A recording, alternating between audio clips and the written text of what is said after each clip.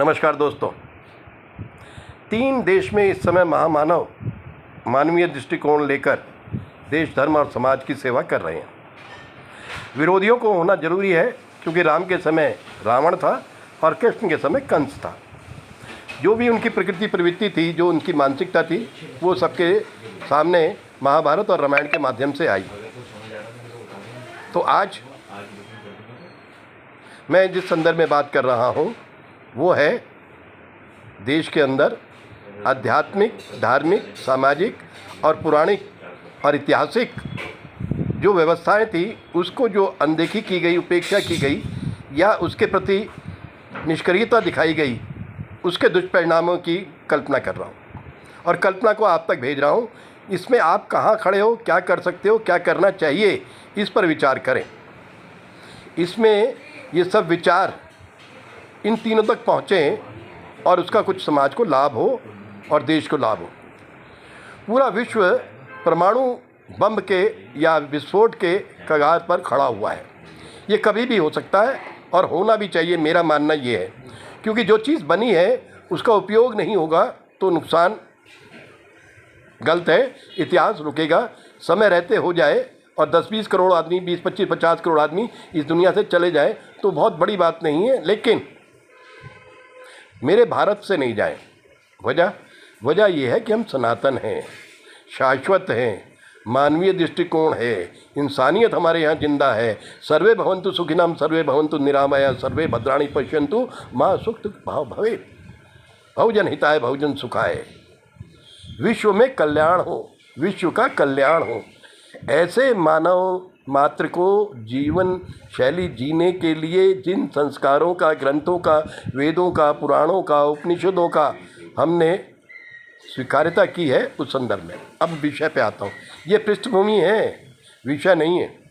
अब विषय ये है कि हर गांव के अंदर, गांव की सीमा में 5 एकड़ ज़मीन गौशाला के लिए, एक मंदिर के लिए, एक व्यायामशाला के लिए, एक कुएं के लिए और एक गुरुकुल के लिए व्यवस्था की जानी चाहिए।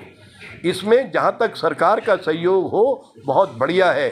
और रही बात ये जो अरबोपति करोड़पति साधु संत सन्यासी महंत हैं, ये अपने आडंबर या जो अपने आश्रम हैं उनको सीमित ना करके गांव-गांव में खोलें।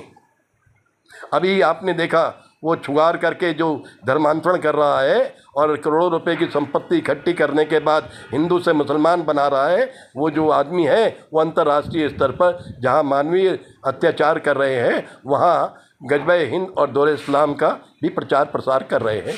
विषय से थोड़ा हटकर मैंने बात कह दी, इसलिए थोड़ा ज़्यादा महसूस ना करें।